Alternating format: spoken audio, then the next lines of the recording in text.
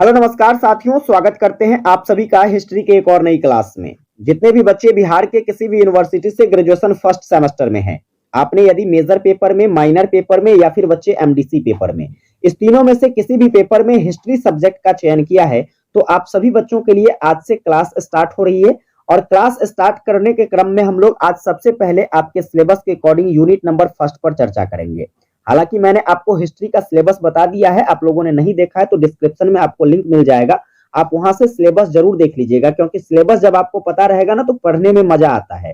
देखिए, बात करते हैं हम लोग सबसे पहले यूनिट की। तो सबसे पहला यूनिट में आपको कॉन्सेप्ट्स ऑफ भारतवर्ष यानी कि भारतवर्ष के अवधारणाओं के बारे में पढ़ना है। इसमें बच्चे हम लोग 5 टॉपिक कवर करेंगे। ये 5 टॉपिक के लिए आपको अलग अलग से क्लास मिलेगी।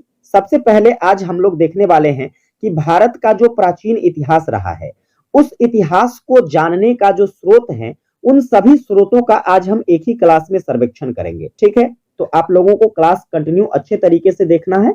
हालांकि ये क्लास जो है थोड़ी सी लंबी चल सकती है, तो आपको सभी चीजें अच्छे से समझ में आएगी, बस आप शिद्दत से क्लास करते जाइएगा। चलिए फटाफट से हम लोग सेशन की तरफ आगे बढ़ते हैं। एक बार आप लोगों ने सेशन को शेयर नहीं किया है बच्चे, तो अपने सभी दोस्तों को शेयर कर दीजिए, ताकि आपके सारे फ्रेंड्स क्लास को ज्वाइन करके अच्छे तरीके से अपनी तैयारी कर सके। सेशन को लाइक नहीं किए हैं, लाइक कर लेना, और चैनल पर नए हैं सब्सक्राइब करके नोटिफिकेशन बेल जरूर ऑन कर लीजिएगा, ताकि आने वाली क्लास की नोटिफिकेशन आपको टाइम से मिल सके और आप एक बेहतरीन कंटेंट के साथ, जो कि आपको पूरे यूट्यूब पर ऐसा कंटेंट देखने को नहीं मिलेगा, वैसे कंटेंट के साथ आप एक अच्छी तैयारी कर सको। आइए जानते हैं हम लोग आज का जो टॉपिक रहने वाला है वो क्या है। तो देखिए, सबसे पहले हम लोग जानते हैं कि आपका जो प्राचीन भारतीय इतिहास रहा है, प्राचीन भारतीय इतिहास के जानने के स्रोत क्या हैं। तो अगर हम बात करते हैं बच्चे प्राचीन भारतीय इतिहास के जानने के स्रोत की, तो आपको बहुत सारे ऐसे स्रोत मिल जाएंगे जिसके माध्यम से आप भारत के प्राचीन इतिहासों को समझ सकते हैं। इस क्रम में जैसे कि सबसे पहले आपका आ जाता है पुरातात्विक स्रोत, है ना। इसके बाद बच्चे जो है आपका आ जाता है साहित्यिक स्रोत। ठीक है, फिर बात करते हैं तो तीसरा नंबर बात करें तो आपका आ जाता है वैदेशिक स्रोत। ठीक है, इस तरीके से आपको बच्चे अलग अलग प्रकार से कई सारे स्रोत देखने को मिलेंगे। पुरातात्विक स्रोत, जिसमें आपको पुरातत्व से संबंधित चीजें देखने को मिलती है, कई सारे अभिलेख वगैरह, जिसके माध्यम से आप प्राचीन भारत के इतिहास के बारे में जान पाते हैं। साहित्यिक स्रोत की बात करें तो आपको बहुत सारे जो है इतिहासकारों के द्वारा अलग अलग प्रकार की रचनाएं की गई, उन सभी रचनाओं के माध्यम से। वैदेशिक स्रोत कुछ जो है विदेशी यात्रियों के माध्यम से आपको कई सारे जो है पुस्तकों की रचना करके भारत के इतिहास के बारे में बताया गया। तो इस प्रकार से आपको काफी सारे स्रोत के माध्यम से भारत के प्राचीन इतिहास के बारे में जानकारी मिलती है। लेकिन देखो, क्या है कि ये जो जानकारियां दी गई है, इस जानकारियों पर कई सारे विवाद देखने को मिलते हैं। जैसे कि इसमें काफी सारे जो घटनाक्रमों का चर्चा किया गया है, वह घटनाक्रम क्रमानुसार है कि नहीं है, इसको लेकर विद्वानों में मतभेद देखने को मिलती है। अब देखिए, विद्वानों के मतभेदता की बात करते हैं तो इस क्रम में बच्चे सबसे पहले हम एल्फिंस्टन की बात करते हैं। एल्फिंस्टन जो कि एक इतिहासकार थे, और इनका मानना है कि जब हम भारत के ऐतिहासिक स्रोतों की बात करें या फिर भारत के इतिहास की बात करें, तो भारत का इतिहास हम तब से मान सकते हैं जब देखो क्या होता है कि भारत में सिकंदर का जो आक्रमण होता है ना, सिकंदर के आक्रमण के पूर्व में जो घटनाएं थी, हम उसको ऐतिहासिक घटनाक्रम में जोड़कर नहीं देख सकते हैं। इनका मानना है कि भारतीय इतिहास में जो है सिकंदर के आक्रमण से पूर्व की किसी भी घटनाक्रम को जो है एक निश्चित तिथि प्रदान नहीं किया जा सकता है। कहने का मतलब यह है कि जब सिकंदर ने भारत पर आक्रमण किया, उससे पहले जो भी घटनाएं हमारे भारतीय इतिहास में हुआ था, उन सभी को हम एक निर्धारित समय अवधि के रूप में नहीं देख सकते हैं कि कौन से काल में, कौन से समय पर जो है कौन सी घटना हुई थी। ऐसा मानना है आपके एल्फिंस्टन का।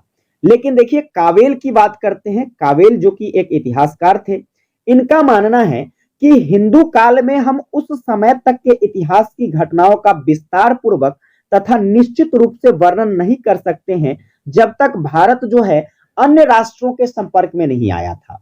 यानी कि यहां पर कहा जा रहा है कावेल जी के द्वारा कि देखो, आपका जो हिंदू काल रहा था भारतीय इतिहास में, हम उनकी घटनाओं को एक विस्तार पूर्वक या फिर कहे तो एक निश्चित रूप से वर्णित करके नहीं पढ़ सकते हैं जब तक कि क्या होता है, यह सभी चीजें भारत जो है क्या होता है, दूसरे राष्ट्र से जब तक कनेक्ट नहीं हो जाता, भारत जो है जब तक यह दूसरे राष्ट्र के संपर्क में नहीं आया था, तब तक हम भारत के इतिहासों को जो है यह एक समुचित रूप से नहीं देख सकते हैं।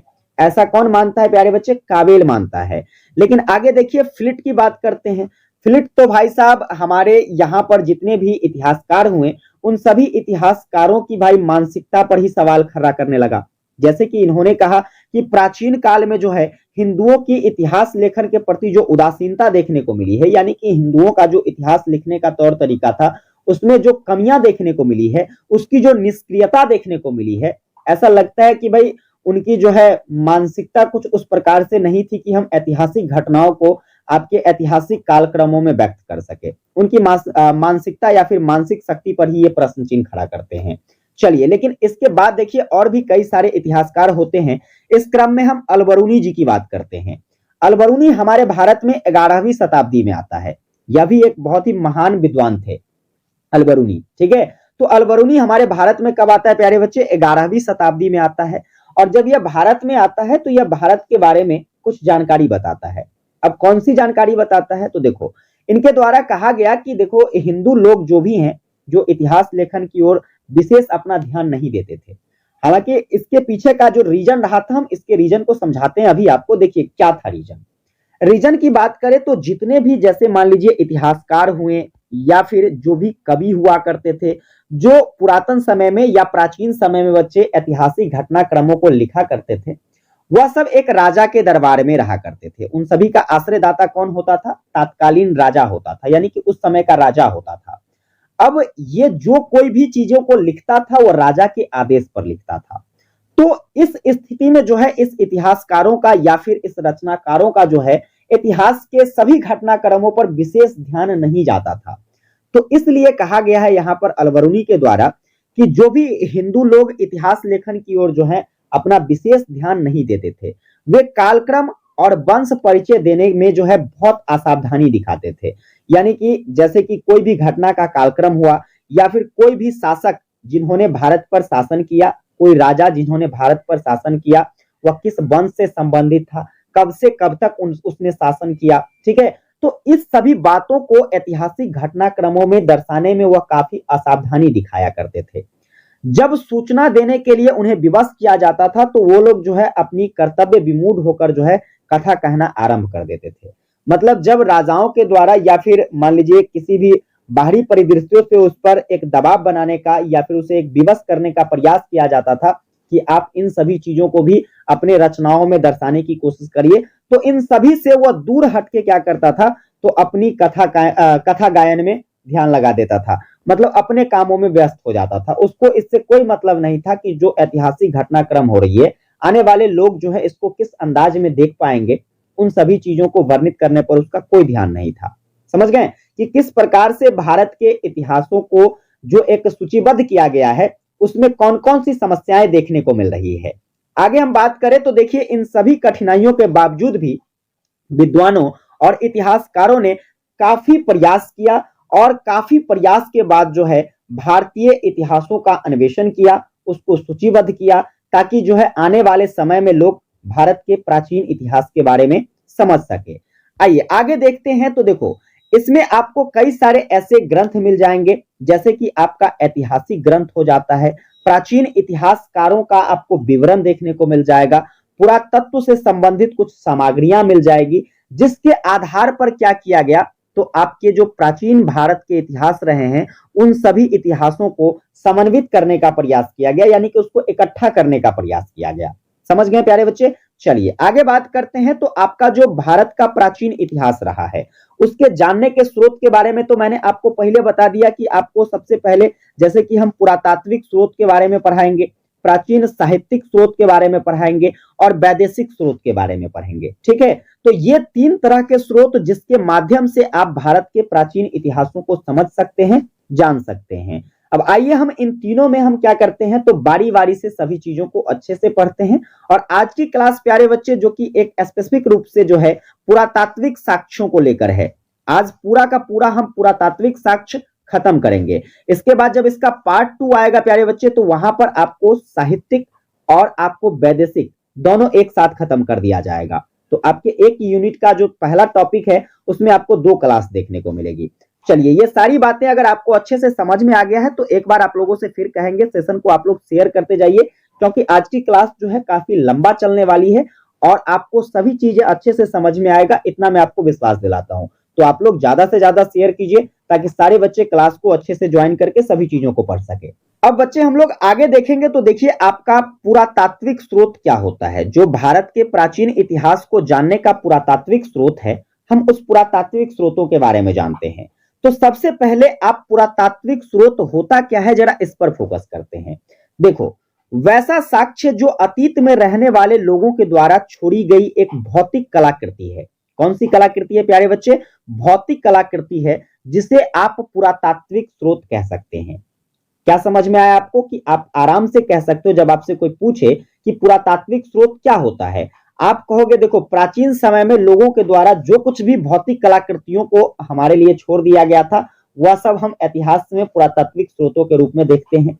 जैसे कि इसमें आपको कई सारे सिक्के देखने को मिलेंगे, अभिलेख देखने को मिलेगा, काफी सारी मूर्तियां देखने को मिलेगी, गुफा में जो चित्र का निर्माण किया गया था जो उस समय की तात्कालीन स्थितियों के बारे में बताता था, उन सभी के माध्यम से हम लोग जो भारत के प्राचीन इतिहासों को जान पाते हैं। यह सब प्यारे बच्चे आपके किसके अंतर्गत आ जाता है? तो पुरातात्विक स्रोत के अंतर्गत आ जाता है। देखिए, पुरातात्विक स्रोत में आपको काफी सारी चीजें पढ़ने को मिलेगी। जैसे सबसे पहले हम लोग पुरालेख या फिर अभिलेख की बात करें तो सबसे पहले हम अभिलेख को देखेंगे, फिर आपको अभिलेख शास्त्र के बारे में जानकारी मिलेगी, फिर बात करते बच्चे तो सिक्कों के बारे में जिसको हम मुद्रा शास्त्र के अंतर्गत पढ़ते हैं, और फिर यहाँ पर आपको काफी सारे कलाकृति और काफी सारे स्मारक के बारे में देखने को मिलेगा, मिट्टी के बर्तन के बारे में देखेंगे, और बच्चे हम लोग शैल चित्रकला के बारे में यानी कि पत्थरों पर जो चित्रकला की गई थी हम लोग उसके बारे में समझेंगे। क्लियरली समझ में आया आपको? चलिए आगे बच्चे हम लोग बात कर लेते हैं। अभी सबसे पहले यहाँ पर देखेंगे पुरालेख। पुरालेख जो होता है ये क्या है? तो आप इसको पुरालेख भी कह सकते हैं और इसको आप अभिलेख भी कह सकते हैं, बिल्कुल फर्क नहीं है, दोनों चीजें क्या है? सेम है। तो आइए बात करते हैं अभिलेख क्या होता है, हम पहले इसको समझते हैं। तो प्रोफेसर रैप्सन बताते हैं, प्रोफेसर रैप्सन के द्वारा बताया गया कि अभिलेख जो होता है जिस समय और जिस देश का होता है वे उस समय और उस देश की जो है राजनीतिक, सामाजिक और आर्थिक परिस्थितियों का क्या करता है? तो ज्ञान प्राप्त करने में सहायता करता है। क्लियरली आपको समझ में आया कि अभिलेख क्या होगा? अभिलेख आप आराम से कह सकते हो या किसी भी देश का हो सकता है ना। जैसे मान लीजिए अभी हम भारत के बारे में पढ़ रहे हैं तो भारत से ये अभिलेख प्राप्त हुआ। अब कोई दूसरा अभिलेख ऐसा होगा जो मान लो अनेकों प्रकार के अलग अलग देश से प्राप्त हुए हैं, तो उन सभी देशों के बारे में वहां से जानकारी मिल पाती है। उसी प्रकार से आप कहोगे कि अभिलेख जो होता है चाहे वो किसी भी देश का हो, वह क्या करता है? तो जिस समय वो लिखा गया है उस समय के तात्कालीन राजनीतिक, सामाजिक और आर्थिक परिस्थितियों के बारे में बताता है। क्लियर है आपको? चलिए आगे बढ़े। देखिए आगे बात करते हैं तो जो प्राचीन भारत के पुनर्निर्माण में पुरातात्विक स्रोत, जैसे कि आपको बताते हैं अभिलेख के बारे में। तो अभिलेख जो है प्यारे बच्चे ये बहुत ही महत्वपूर्ण रहा था। आपको आगे कई सारे अभिलेख ऐसे पढ़ाएंगे जिसके माध्यम से आप समझ पाओगे कि भारत का जो प्राचीन इतिहास रहा था वो कैसा रहा था, वह हमें क्या जानकारी देता है। इसलिए हम भारत के प्राचीन इतिहासों की जानकारी के क्रम में पुरातात्विक स्रोतों में अभिलेख को सबसे प्रमुख मानते हैं। अब देखिए जो आपका अभिलेख था प्यारे बच्चे, ये अभिलेख जो है अधिकांश तौर पर ये ताम्र पत्रों पर लिखा गया था। ताम्र पत्र किसको कहते हैं? ताम्र पत्र बच्चे हम लोग कहते हैं जो तार का पत्ता होता है ना, तार का पत्ता है ना, तार का वृक्ष जो होता है उसके पत्तों पर लिखा गया था। जो भी अभिलेख अधिकांश तौर पर आपको मिलते हैं वह किस पर लिखे गए थे? तार के पत्तों पर। यह ऑब्जेक्टिव क्वेश्चंस में आपसे पूछा जा सकता है, इस बात को याद रखिएगा। आगे आपको कई सारे ऐसे अभिलेख देखने को मिलते हैं जो कि मूर्तियों के स्वरूप में आपको देखने को मिलेगा। स्तंभ यानी कि बड़ी बड़ी जो है आपको स्तंभ के तौर पर देखने को मिलेगी। शिलाओं या फिर मुद्राओं या फिर पात्रों के रूप में, पात्र यानी कि बर्तन के रूप में, मुद्रा यानी कि रुपया के रूप में, है ना। तो इन सभी पर आपको जो है अभिलेख देखने को मिल जाते हैं जो आपको भारत के प्राचीन इतिहास को बताने में बहुत मदद करता है। आगे आइए देखते हैं।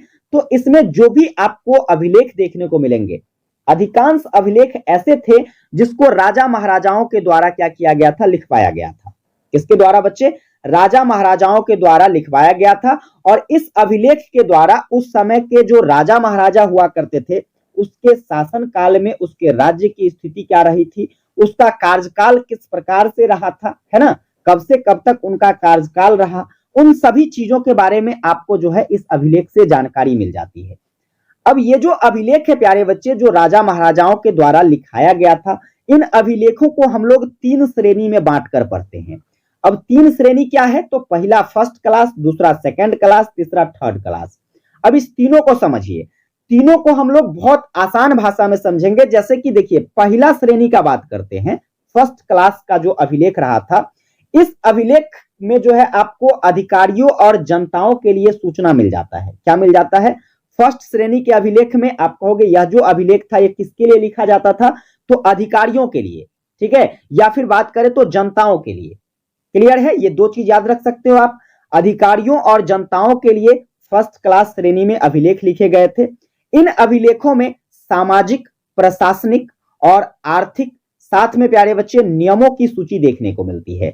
यानी कि जो राजा महाराजा उस समय इस अभिलेखों को लिखा करते थे तो वहां की जो सामाजिक स्थिति क्या थी, प्रशासन या फिर कहे तो प्रशासनिक स्थिति किस प्रकार से थी, अर्थव्यवस्थाएं किस प्रकार से थी, और निर्णय लेने का, कोई भी जजमेंट करने का जो है प्रावधान किस प्रकार से था, उन सभी चीजों का वर्णन आपको फर्स्ट क्लास के अभिलेख में देखने को मिल जाता है। चलिए, फर्स्ट क्लास अभिलेख आपको समझ में आया, एक बार आप लोग कमेंट करके बताइएगा। आगे बात करेंगे बच्चे, तो देखिए आपका सेकंड क्लास का अभिलेख, ठीक है। सेकंड क्लास के अभिलेख की बात करते हैं तो आपको देखने को मिलेगा कि इसमें धार्मिक अनुष्ठानों वाला अभिलेख देखने को मिलता था। धार्मिक अनुष्ठान कहे तो जैसे कि आपको कई सारे ऐसे धर्म, जैसे आपका बौद्ध धर्म हो जाता है, जैन धर्म हो जाता है, शैव धर्म हो जाता है, वैष्णव धर्म हो जाता है, इस तरीके से बच्चे जो है काफी सारे ऐसे धर्म थे जिस धर्मों के द्वारा उस धर्म में जो भी उस धर्म को मानने वाले व्यक्ति थे उसके द्वारा क्या किया गया, तो प्रचार प्रसार किया गया। प्रचार प्रसार करने का जो माध्यम होता था, जैसे कि मंदिरों का निर्माण करना, स्तंभों का निर्माण करना, मूर्तियों का निर्माण करना, है ना, तो इन सभी के माध्यम से प्यारे बच्चे जो हैं द्वितीय श्रेणी के अभिलेख को लिखा गया। आप द्वितीय श्रेणी के अभिलेख को समझ गए, किससे संबंधित है, तो आपके धार्मिक चीजों से संबंधित है। तीसरे श्रेणी के अभिलेख की बात करते हैं बच्चे। तीसरा श्रेणी का जो भी अभिलेख था उसमें जो भी शासक हुआ करते थे उन सभी शासकों की सफलता और उसके प्रशस्तियों के बारे में उल्लेख देखने को मिलता है। हालांकि हम थर्ड क्लास के जो अभिलेख हैं उसमें आपको कई सारे अभिलेख पढ़ाएंगे, जैसे आपका प्रयाग प्रशस्ति अभिलेख हो गया, एरन अभिलेख हो गया, एहोल अभिलेख हो गया।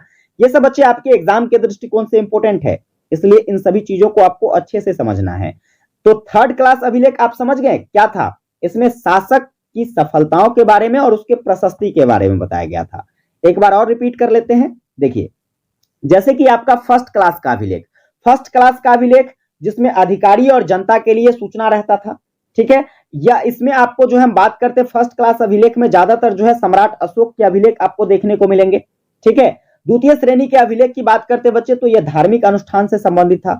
तीसरा जो है आपके शासकों की सफलता और प्रशस्ति से संबंधित था। चलिए, थर्ड क्लास के कुछ अभिलेख के बारे में जानते हैं। जैसे कि हम बात करते हैं, सबसे पहले आपका हो जाता है प्रयाग प्रशस्ति अभिलेख। स्टार लगाना, यहां से आपके पेपर में ऑब्जेक्टिव क्वेश्चंस पूछे जा सकते हैं। अब देखो, यहां पर आपको 2 से 3 पॉइंट्स याद रखने हैं, ज्यादा पॉइंट्स आपको पढ़ने की जरूरत नहीं है। पहला बात तो आप ये याद रखो कि प्रयाग प्रशस्ति अभिलेख जो है भैया ये लिखा किसके द्वारा गया, तो यह हरिसेन के द्वारा लिखा गया। हरिसेन प्यारे बच्चे जो कि एक महान संस्कृत के कवि थे और ये मंत्री भी थे गुप्त वंश के, ठीक है। तो आप कहोगे प्यारे बच्चे हरिसेन के द्वारा प्रयाग प्रशस्ति अभिलेख को लिखा गया। दूसरा बात याद रखेंगे, इस अभिलेख में जानकारी किसके बारे में दिया गया है, तो आप कहोगे गुप्त वंश का एगो सम्राट था जिसका नाम था समुद्रगुप्त। क्या नाम था प्यारे बच्चे, समुद्रगुप्त। तो समुद्रगुप्त का किस प्रकार से राज्याभिषेक होता है, यानी कि वो राजा जो बनता है तो उसका राज्याभिषेक किस प्रकार से किया गया था, इसके बाद उसका व्यक्तित्व कैसा था और उसने अपने जीवन काल में कौन कौन सी सफलताएं हासिल की, उन सभी चीजों की चर्चाएं आपको प्रयाग प्रशस्ति अभिलेख में मिल जाता है। ये आप इतनी बातें अगर याद रख लेते हो तो बस आपको इससे ज्यादा पढ़ने की जरूरत नहीं है आपको प्रयाग प्रशस्ति में, ठीक है बच्चे। चलिए आगे हम समुद्रगुप्त पर एक प्रश्न आपको बता देते हैं, देखिए, जो कि आपसे ऑब्जेक्टिव में पूछा जा सकता है और इंपॉर्टेंट भी है। जैसे हम बात करते हैं समुद्रगुप्त की प्यारे बच्चे, तो इसे भारत का नेपोलियन कहा जाता है। आप नोट कर लेना, आपसे क्वेश्चंस जब पूछेगा कि भारत का नेपोलियन प्यारे बच्चे किसको कहते हैं, आप कहोगे सर समुद्रगुप्त को भारत का नेपोलियन कहा जाता है। ये सारी चीजें आपको याद रखना है। तो आपने पहला अभिलेख क्या देखा थर्ड क्लास का, वो है प्रयाग प्रशस्ति। चलिए दूसरा अभिलेख देखते हैं। दूसरा अभिलेख है प्यारे बच्चे आपका एरन अभिलेख। एरन अभिलेख की बात करते हैं तो यह धन्य विष्णु के द्वारा लिखा गया। किसके द्वारा बच्चे? धन्य विष्णु के द्वारा आपका एरन अभिलेख लिखा गया। अब देखो इस अभिलेख में किसके बारे में बताया गया है, तो आप कहोगे सर इस अभिलेख में भानुगुप्त, किसके बारे में बच्चे? भानुगुप्त और हून के आक्रमण के बारे में बताया गया है। भानुगुप्त भी एक शासक थे, हून भी एक शासक थे। इस दोनों के द्वारा जो है भारत पर किस प्रकार आक्रमण किया गया, उस आक्रमण के बारे में आपको जानकारी मिलती है। तीसरी बात है यहां पर यह याद रखिएगा कि आपका जो एरन अभिलेख है प्यारे बच्चे, जो सती प्रथा का वर्णन करता है। किसका वर्णन करता है प्यारे बच्चे? सती प्रथा का। ये इंपॉर्टेंट पॉइंट से ऑब्जेक्टिव में आपसे पूछा जा सकता है। अब देखो यहां पर आपको कई सारे फिगर दिख रहे हैं। कई सारे फिगरों की बात करें तो इसमें देखो सबसे पहले यहां पर देखिएगा आप, तो यहां पर आपको ये आपके भानुगुप्त के फिगर मिल जाते हैं। और ये फिगर देखिए जो कि गेंडा का है। किसका है प्यारे बच्चे? गेंडा का फिगर है। और इस पर आपको एक फिगर इस प्रकार से देखने को मिलेगा जिसमें यहां पर देखिएगा तो आपको एक महिला का चित्रण किया गया है। और यह महिला का चित्रण इस बात का संकेत है कि यह एक सती प्रथा के बारे में जानकारी देता है। क्लियर? सती प्रथा का हम इसको पहला अभिलेख भी मानते हैं। इसके बाद देखिए ये एरन का फिगर है बच्चे। किसका फिगर है? एरन का फिगर है। तो इस तरीके से आप एरन अभिलेख को समझ सकते हैं, किसके द्वारा लिखा गया, कहां से यह संबंधित है, ठीक है। और फिर इसमें जो है किस किस चीजों की जानकारी मिल पाती है। चलिए तीसरे अभिलेख के बारे में जानते हैं। तो आपका तीसरा अभिलेख है एहोल अभिलेख। यह भी अपने आप में काफी ज्यादा इंपॉर्टेंट है बच्चे, इसको भी आपको याद रखना है। देखिए जब बात करते हैं हम लोग एहोल अभिलेख की, तो एहोल अभिलेख प्यारे बच्चे किसके द्वारा लिखा गया था? तो यह आपके रवि कीर्ति के द्वारा लिखा गया था। क्या कहोगे बच्चे? रवि कीर्ति के द्वारा लिखा गया था। रवि कीर्ति जो कि एक जैन धर्म के कवि थे। किस धर्म के कवि थे प्यारे बच्चे? जैन धर्म के कवि थे आपका रवि कीर्ति, जिसके द्वारा एहोल अभिलेख लिखा गया। अब देखो ये तो आपने जान लिया कि भाई ये जो आपका एहोल अभिलेख है इसको लिखा किसने, लेकिन इसमें जानकारी किसके बारे में मिलता है? तो जानकारी इसमें प्यारे बच्चे जो है आपके हर्षवर्धन के पराजय के बारे में, हर्षवर्धन के हार के बारे में वर्णित किया गया है। हर्षवर्धन को कौन हराता है? आप कहोगे सर पुलकेशिन द्वितीय के द्वारा क्या किया जाता है? तो पुलकेशिन द्वितीय के द्वारा हर्षवर्धन को पराजित कर दिया जाता है। और इसी घटना को आपको एहोल अभिलेख में रवि कीर्ति के द्वारा दर्शाया गया है। बस ये दो बातें आपको याद रखनी है एहोल अभिलेख से संबंधित। ज्यादा जानकारी आपको लेने की जरूरत यहां पर नहीं है। और हालांकि इसके संबंध में जो है ज्यादा जानकारी होगी भी क्या, है ना। बस यही चीज है कि भाई ये अभिलेख संबंधित किससे है, किसने लिखा है, इतनी सारी जानकारी। चलिए आगे देखेंगे बच्चे। तो यहां पर आपने जो थर्ड क्लास का अभिलेख देखा वो टोटल कितने अभिलेख था? 3 अभिलेख। प्रयाग प्रशस्ति, एरन अभिलेख और इसके बाद है आपका एहोल अभिलेख। एक बार कमेंट करके बताना कि क्या आपको ये तीनों अभिलेख अच्छे से समझ में आया। अगर आपको ये तीनों अभिलेख अच्छे से समझ में आया है तो फटाफट से आप लोग एक बार फिर से दबा के शेयर करो। ज्यादा से ज्यादा स्टूडेंट्स को क्लास में जोड़िए ताकि सारे बच्चे जो है अच्छे ढंग से अपनी तैयारी कर सके। आइए अब बात करते हैं अभिलेख की। जब चर्चा हो रहा है अभिलेख का तो थोड़ा सा और अभिलेख के बारे में जान लेते हैं। जैसे कि आपने कई सारे अभिलेख देखे हैं, इसके अतिरिक्त भी आपको कई सारे ऐसे अभिलेख देखने को मिलेंगे जो कि राजा के आदेश पर लिखा गया था, या फिर कहे तो उनके विजय गाथाओं को गाते हुए लिखा गया था कि राजा ने जो है किस प्रकार से अपने जीवन काल में कौन कौन सी सफलताएं हासिल की, उनका जो है कीर्तिमान क्या रहा, उसके कीर्तिमान का विवरण आपको देखने को मिल जाएगा। इस तरीके से प्यारे बच्चे आपको काफी सारे इतिहास में अभिलेख देखने को मिलते हैं जो भारत के प्राचीन इतिहास के बारे में बताता है। अब देखो इन सभी अभिलेख के बीच जो सबसे महत्वपूर्ण अभिलेख माना जाता है बच्चे, वह सबसे महत्वपूर्ण अभिलेख है सम्राट अशोक का अभिलेख। किसका अभिलेख प्यारे बच्चे? सम्राट अशोक का जो अभिलेख है वह सबसे महत्वपूर्ण माना जाता है। अब बात करें सम्राट अशोक के अभिलेख की तो आप एक बात याद रखिएगा कि इनका जो भी अभिलेख था वह ब्राह्मी लिपि और खरोष्ठी लिपि में लिखा गया था। कौन सी लिपि में बच्चे? ब्राह्मी लिपि और खरोष्ठी लिपि में। आपसे ऑब्जेक्टिव में पूछा जा सकता है। अब देखो ब्राह्मी लिपि और खरोष्ठी लिपि की जब बात करते हैं तो ये जो लिपि है प्यारे बच्चे ये दाई से बाई लिखी जाती है। कैसे लिखा जाता है? दाएं तरफ से इसकी शुरुआत होती है और बाएं तरफ की ओर जाता चला जाता है। जैसे हम लोग लिखते हैं, हम लोग बायां से दायां लिखते हैं, है ना, लेकिन ये जो आपकी ब्राह्मी लिपि और खरोष्ठी लिपि लिखी जाती है वह दायां से बायां लिखा जाता है, ठीक हम लोगों से उल्टा लिखा जाता है।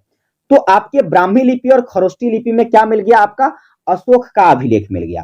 क्लियर है बच्चे आपको? चलिए, इतनी सारी चीजें आपको क्लियर है तो एक बार आप लोग कमेंट करके बताना। और देखो आपके जो अभिलेख हैं, अभिलेख के जो आपके 3 क्लास देखने को मिले, 3 ग्रुप देखने को मिले, मैं उम्मीद कर सकता हूं कि आपको ये तीनों चीजें अच्छे से समझ में आया होगा।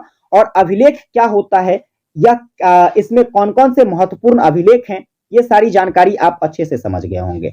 चलिए अगले टॉपिक पर चर्चा करते हैं। अब देखिएगा अपना अगला टॉपिक क्या है। जब अगले टॉपिक की बात करते हैं तो सम्राट अशोक के द्वारा कुछ प्रशस्तियां लिखी गई हैं। आइए हम जानते हैं इनके द्वारा कौन कौन सी प्रशस्तियां लिखी गई है। ये सारे पॉइंट्स अच्छे से जरूर पढ़ लीजिएगा। अब देखो यहाँ पर जितने भी पॉइंट्स हैं इसको डिटेल में मैं आपको आगे पढ़ाने वाला हूं, अभी पढ़ाने वाला हूं। अभी फिलहाल आपको एक बेसिक ओवरव्यू बता रहा हूं कि कौन कौन से ऐसे प्रशस्तियां हैं जो कि सम्राट अशोक जी के द्वारा लिखा गया था, ठीक है, वह कहां से प्राप्त होता है, इसके बारे में जान लेते हैं। और ये आपको ऑब्जेक्टिव में बहुत हेल्प करेगा, इस बात को याद रखिएगा। जैसे बच्चे हम लोग बात करते हैं, प्रयाग से प्राप्त हुआ था अशोक स्तंभ पर उत्कीर्ण अभिलेख। यह आपके समुद्रगुप्त से संबंधित है। किससे संबंधित है प्यारे बच्चे? समुद्रगुप्त से। इसके बाद देखो आपको देखने को मिलेगा हाथी गुफा अभिलेख। हाथी गुफा अभिलेख बच्चे जो कि आपको खारवेल से देखने को मिला था, ठीक है, खारवेल से प्राप्त हुआ था हाथी गुफा अभिलेख। इसके बाद नासिक अभिलेख जो कि किससे संबंधित है? गौतमी बालाश्री से संबंधित है बच्चे। किससे संबंधित है? गौतमी बालाश्री से आपका नासिक अभिलेख संबंधित है। इसके बाद देखिएगा ग्वालियर अभिलेख। ग्वालियर अभिलेख जो है प्यारे बच्चे यह आपके राजा भोज से संबंधित है, ठीक है। आपने एक कहावत सुना होगा, कहां राजा भोज कहां गंगू तेली, ये वाला कहावत सुने है ना, तो वही राजा भोज से संबंधित है आपका जो है ग्वालियर अभिलेख। इसके बाद देखना गिरनार अभिलेख। गिरनार अभिलेख प्यारे बच्चे जो है रुद्र दामन से संबंधित है। किससे संबंधित है? रुद्र दामन से संबंधित आपका गिरनार अभिलेख हो जाता है। चालुक्य के नरेश जिसका नाम था पुलकेशिन द्वितीय, अभी मैंने आपको बताया है पुलकेशिन द्वितीय ने क्या किया था, हर्षवर्धन को हरा दिया था, जो कि आपको इसकी जानकारी कहां मिलती है, तो आप कहोगे सर एहोल अभिलेख में इसकी जानकारी मिलती है। समझ गए ना? चलिए यहां पर आपके पुलकेशिन द्वितीय की बात करें तो यह चालुक्य का नरेश था, राजा था। इनके द्वारा जो है प्यारे बच्चे एहोल अभिलेख लिखा गया है ना, इसकी जानकारी आपको एहोल अभिलेख में मिलती है। आगे हम बात करते हैं तो आपका भित्री स्तंभ अभिलेख या फिर नासिक अभिलेख की बात करें तो जो कि आपके गुप्त सम्राट स्कंद गुप्त से संबंधित हो जाता है। और एक और अभिलेख आप याद रखोगे, देवपारा अभिलेख। देवपारा अभिलेख प्यारे बच्चे यह बंगाल के एक नरेश थे यानी कि राजा थे जिसका नाम था विजयसेन। इस विजयसेन राजा से संबंधित है आपका देवपारा अभिलेख। ये सारी चीजें याद करने वाली है, ऑब्जेक्टिव में आपसे पूछा जाएगा। आपको अच्छे तरीके से क्या करना है, इसको नोट करके और अच्छे से याद कर लीजिएगा। चलिए आगे देखेंगे बच्चे हम लोग इस क्रम में। आपका अभी तक तो हम लोग अभिलेख पढ़ रहे थे, अब हम लोग जानेंगे कि अभिलेख शास्त्र क्या होता है। क्योंकि देखो अलग अलग प्रकार से जैसे हम ये चैप्टरवा पढ़ रहे हैं अभी अलग अलग प्रकार का टॉपिक, ये सारा का सारा टॉपिक प्यारे बच्चे आपके एक ही बुक के तरह हम बात करें जो कि आपका क्या है, यूनिट।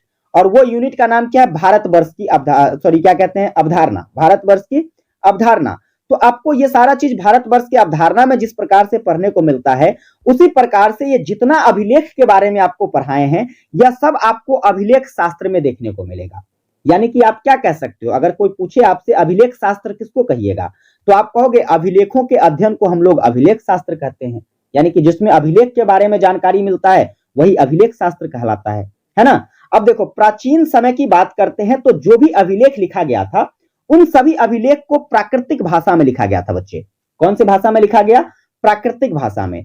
और यह अभिलेख जो है आपको 3री शताब्दी ईसा पूर्व से ऐसा माना जाता है कि लेखन की प्रक्रिया इसकी स्टार्ट होती है। कितने शताब्दी ईसा पूर्व बच्चे?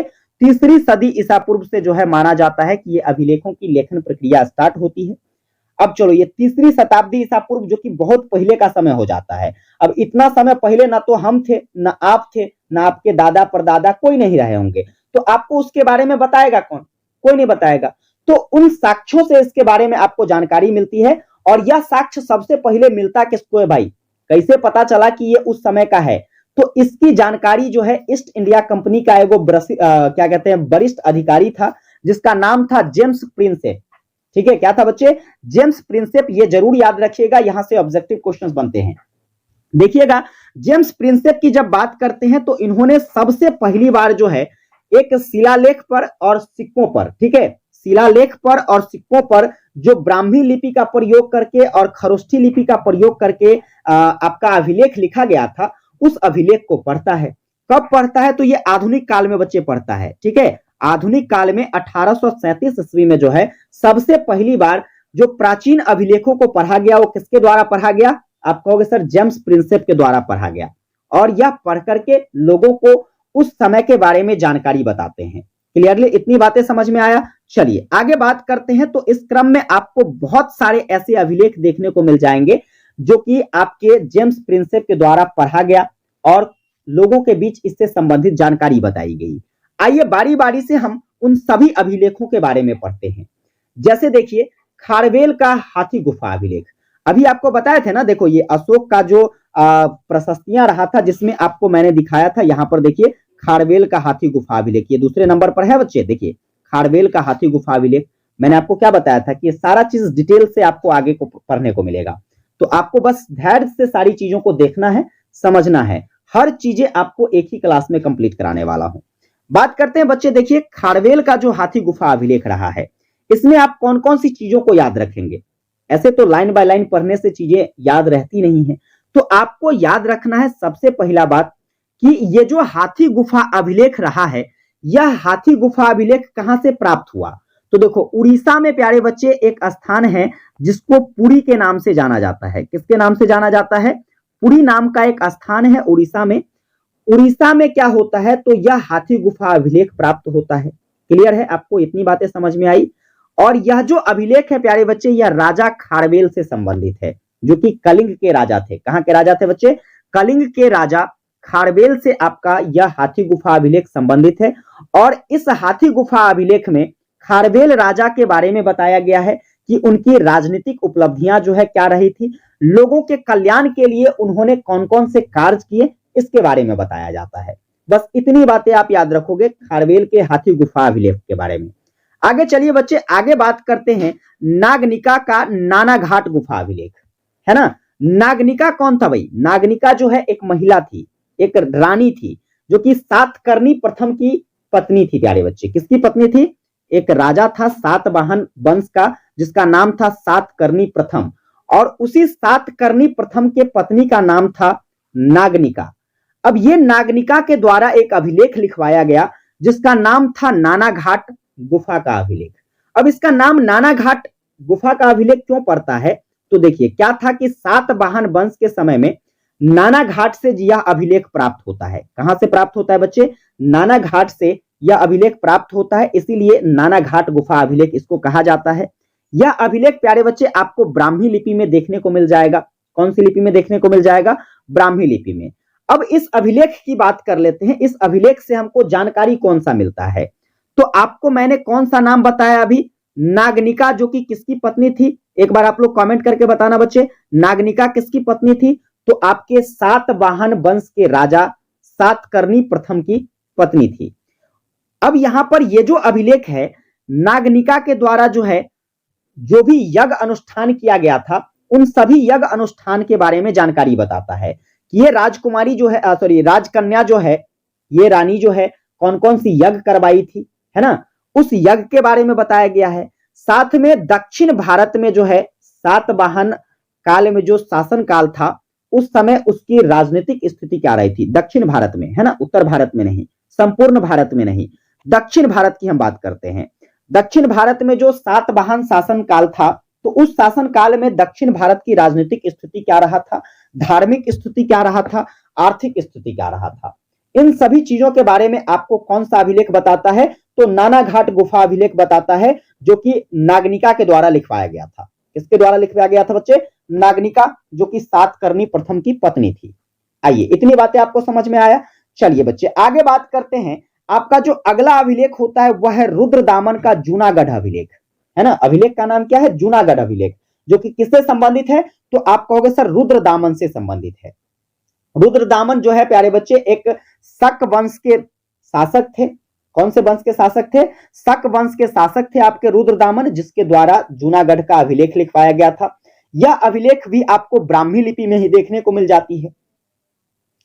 अब हम बात करते हैं इस अभिलेख की। तो देखो, इस अभिलेख में आपको देखने को मिलेगा कि सुदर्शन नामक झील पर जो बांध बनाया गया था, उस बांध के बारे में आपको जानकारी जो है जूनागढ़ अभिलेख से देखने को मिलता है। इसके बाद रुद्रदामन जो था, उसका राजनीतिक इतिहास क्या रहा था, उसके बारे में आपको जूनागढ़ अभिलेख बताता है। तो किस किस के बारे में बताया? दो बात याद रखेंगे। पहला बात याद रखोगे कि इसमें जो है सुदर्शन झील पर जो बांध बनाया गया है उसके बारे में बताया जाता है, और दूसरा बात याद रखेंगे रुद्रदामन का जो है राजनीतिक इतिहास क्या रहा था उसके बारे में बताता है। क्लियर? आपको ये सारी चीजें समझ में आया? चलिए आगे देखेंगे बच्चा। अगला जो है आपका अभिलेख वह है मंदसौर अभिलेख। कौन सा अभिलेख है प्यारे बच्चे? मंदसौर अभिलेख, जिसको किसके द्वारा? तो प्यारे बच्चे आपके कुमार गुप्त और बंधु वर्मा के द्वारा लिखवाया गया था। ये इस दोनों से संबंधित हो जाता है। अब आइए समझते हैं हम लोग मंददौर अभिलेख को। ठीक है, मंदसौर अभिलेख, मंददौर नहीं। मंदसौर अभिलेख की बच्चे बात करते हैं तो यह अभिलेख जो है आपको मालवा का एक क्षेत्र जिसका नाम क्या है? दसपुर। मालवा का क्या है प्यारे बच्चे? एक क्षेत्र है जिसका नाम है दसपुर, और इसी दसपुर से यह अभिलेख प्राप्त होता है। इस अभिलेख में गुप्त काल के बारे में बताया गया है। किस काल के बारे में बच्चे बताया गया है? गुप्त काल के बारे में, क्योंकि कुमार गुप्त जो है गुप्त वंश के संस्थापक थे, तो आपके गुप्त वंश से संबंधित हो गया। तो इसमें किसके बारे में बताया गया? आपके मंदसौर जो अभिलेख है वह गुप्त वंश के बारे में बताता है। चलिए, इसके साथ साथ जो है इसमें आपको और भी कई सारी चीजें देखने को मिलेगी, जैसे कि आपको देखने को मिलेगा इसके बारे में जो है कनिंघम और फ्लिट महोदय का मानना है कि इस अभिलेख की खोज की जाती है उनके द्वारा, है ना। इतिहासों में ऐसा कहा जाता है कि आपका जो मंदसौर अभिलेख है इसकी खोज जो है कनिंघम के द्वारा किया जाता है और फ्लिट के द्वारा किया जाता है। इस अभिलेख की एक और प्रमुख विशेषता आपको याद रखनी है। वह विशेषता क्या है? तो जो ये आपका मंदसौर अभिलेख है, इसमें शुरुआत का जो 3 गो श्लोक है ना, उस श्लोक में सूर्य की वंदना देखने को मिलती है, यानी कि सूर्य भगवान के बारे में, सूर्य से जो है प्रार्थना करने की बात करी गई है। ये आपके शुरुआत के 3 श्लोकों में देखने को मिलती है मंदसौर अभिलेख में। क्लियर है? आपको कौन कौन सी बातें यहां याद रखनी है? सबसे पहला भाई, यह मालवा के दसपुर से प्राप्त होता है। इसमें गुप्त काल के बारे में बताया गया है। यह जो है ब्राह्मी लिपि में लिखा गया है, और इसकी जो खोज है प्यारे बच्चे कौन करता है? कनिंघम और फ्लिट के द्वारा किया जाता है। और शुरुआती के 3 श्लोक में जो है इसमें आपको सूर्य की स्तुति यानी कि सूर्य की वंदना देखने को मिलती है। क्लियर आपको? चलिए आगे देखते हैं बच्चे। अगला जो आपका अभिलेख है वह है लौह स्तंभ अभिलेख। लौह स्तंभ अभिलेख जो है प्यारे बच्चे यह मेहरौली से संबंधित है। किससे संबंधित है? मेहरौली। मेहरौली की बात करते हैं। देखो, ये आपका जो लौह स्तंभ अभिलेख है यह दिल्ली में जो आपका कुतुब मीनार अवस्थित है उसके परिसर में यह पाया गया। कहां पाया गया बच्चे? दिल्ली में जो आपका कुतुब मीनार है उस कुतुब मीनार के परिसर में यानी कि कैंपस में यह आपका लौह स्तंभ अभिलेख पाया जाता है। इस अभिलेख को संस्कृत भाषा, इसके बाद ब्राह्मी लिपि, इन दोनों लिपियों का प्रयोग करके जो है इसको लिखा गया है। इसमें देखो, इसमें जो है चंद्र नाम के शासक की उपलब्धि के बारे में बताया गया है। अब इसको लेकर जो है कंट्रोवर्सी देखने को मिलती है इतिहास में। सर कैसी कंट्रोवर्सी देखने को मिलती है? तो देखिए, चंद्र की बात करें तो इसमें आपको एक ऐसे शासक जिसका नाम था चंद्रगुप्त प्रथम, एक था चंद्रगुप्त द्वितीय। इस दोनों में आपको काफी सारा कंफ्यूजन ये आपका मेहरौली लौह स्तंभ अभिलेख पैदा करता है। जैसे कि इतिहास में कई सारे ऐसे विद्वान हैं, वो बताते हैं कि आपका जो ये अभिलेख है जिसमें चंद्र नाम के शासक के बारे में बताया गया है, साथ में उसके द्वारा जो है विष्णुपद नाम की जो है पर्वत पर जो विष्णु ध्वज स्थापित किया गया था उसके बारे में बताया गया है। ये चंद्र नाम का शासक जो है यह चंद्रगुप्त प्रथम है। कौन है बच्चे? गुप्त वंश के शासक चंद्रगुप्त प्रथम के बारे में ऐसा कहा जाता है कि इनके द्वारा ये सारा चीज किया गया था, और यह अभिलेख जो है इनसे संबंधित है। जो कि कौन कौन ऐसा मानते हैं? ऐसा मानने वाले इतिहासकार जो है आपके एच.सी. सेठ है। इसके बाद आपका जो है फ्लिट हो जाता है। इसके बाद आपका आयंगार हो जाता है। इस तरीके से और भी कई सारे विद्वान हैं जिनका मानना है कि मेहरौली का जो लौह स्तंभ अभिलेख है यह चंद्रगुप्त प्रथम से संबंधित है। लेकिन इसके अतिरिक्त और भी बहुत सारे विद्वान हैं जिनका मानना है कि वास्तव में जो है चंद्र, ये जो आपका चंद्र नामक शासक जिसके बारे में इस अभिलेख में बताया गया है, यह गुप्त वंश के शासक चंद्रगुप्त द्वितीय के बारे में बताता है। कुछ का मानना क्या है? प्रथम, और कुछ का मानना है द्वितीय। तो इस तरीके से आपके मेहरौली लौह स्तंभ अभिलेख में कुछ कंट्रोवर्सी देखने को मिलती है एक छोटे से शब्द चंद्र नाम को लेकर के, क्योंकि उस पर जो है क्लियर चीजें नहीं बताई गई है, बस चंद्र लिख दिया गया है। चंद्र नामक शासक की उपलब्धि के बारे में बताया गया है जो आपको कंफ्यूज करती है। क्लियर? चलिए ये 5 अभिलेख देख लिए। चलिए छठे अभिलेख की बात करते हैं। बच्चे जब छठे अभिलेख की बात होती है तो इसमें आपको देखने को मिलता है भित्री स्तंभ अभिलेख। भैया ये भित्री स्तंभ अभिलेख किससे संबंधित है? आप कहोगे सर स्कंद गुप्त से संबंधित है। अब ये भित्री स्तंभ अभिलेख आपको मिलती कहां से है? चलिए इसको समझते हैं। तो आपका जो ये भित्री स्तंभ अभिलेख है, माना जाता है ऐसा ट्रेगियन के द्वारा कि ट्रेगियर ऐसा मानते हैं कि यह जो अभिलेख है गाजीपुर जिला से सैदपुर से 5 किलोमीटर उत्तर पूर्व में जब आप जाइएगा तो आपको भित्री नाम का एक गांव मिलता है। कौन से जिला में प्यारे बच्चे? गाजीपुर जिला के सौदपुर नामक स्थान पर। कहां पर बच्चे? सैदपुर नामक स्थान पर जब आप जाइएगा तो वहां से 5 मील उत्तर पूर्व दिशा में आपको भित्री नाम का एक गांव मिलता है और इसी गांव से जो है आपका ये अभिलेख मिला था, इसलिए इसे भित्री स्तंभ लेख कहा जाता है। और ये जो अभिलेख है प्यारे बच्चे, इसमें ब्राह्मी लिपि, संस्कृत भाषा, गद व मालनी क्या कहते हैं शार्दुल विकिंड भाषा, इस तरीके से कई सारे लिपियों का प्रयोग करके आपके भित्री स्तंभ लेख को लिखा गया है। इसमें आपको किसके बारे में जानकारी मिलती है? तो स्कंद गुप्त, और इसके बाद बात करें तो आप जनरली कह सकते हो इसमें आपको गुप्त वंश के वंशजों के बारे में जानकारी मिलती है। भित्री स्तंभ लेख में किसकी जानकारी? तो आप कहोगे सर गुप्त वंश के सभी वंशों के बारे में जानकारी मिलती है। और इसमें ऐसा कहा जाता है कि आपका जो गुप्त वंश रहा था वह स्कंद गुप्त के बाद क्या हो जाता है? खत्म हो जाता है।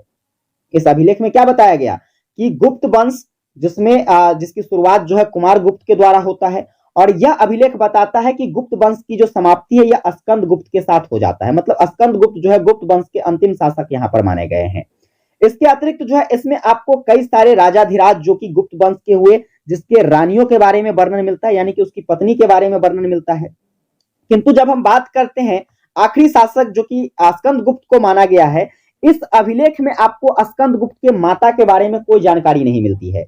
इसके साथ साथ कुमार गुप्त जो कि प्रथम शासक थे बच्चे गुप्त वंश के, उसके रानी के बारे में यानी कि उसके पत्नी के बारे में भी कोई जानकारी नहीं मिलती है।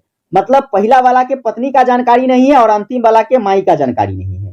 समझ गए ना? तो इस तरीके से जो है आपको कुछ जानकारियों की त्रुटियां जो है आपके भित्री स्तंभ अभिलेख में देखने को मिलती है।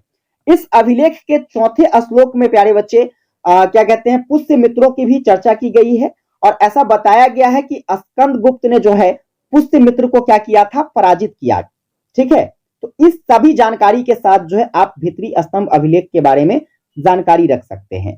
क्लियर? मैं उम्मीद कर सकता हूं आपको ये सारी चीजें अच्छे से समझ में आया होगा कि जो अभिलेख शास्त्र के अंतर्गत काफी सारे अभिलेख देखने को मिले, जैसे खारवेल का हाथी गुफा अभिलेख हो गया, नागनिका का जो है नाना घाट गुफा अभिलेख हो गया, रुद्रदामन का जूनागढ़ अभिलेख हो गया, कुमार गुप्त का जो है मंदसौर अभिलेख हो गया, इसके बाद मेहरौली का लौह स्तंभ अभिलेख हो गया, और बच्चे बात करें तो स्कंद गुप्त की जो है भित्री स्तंभ अभिलेख हो गया।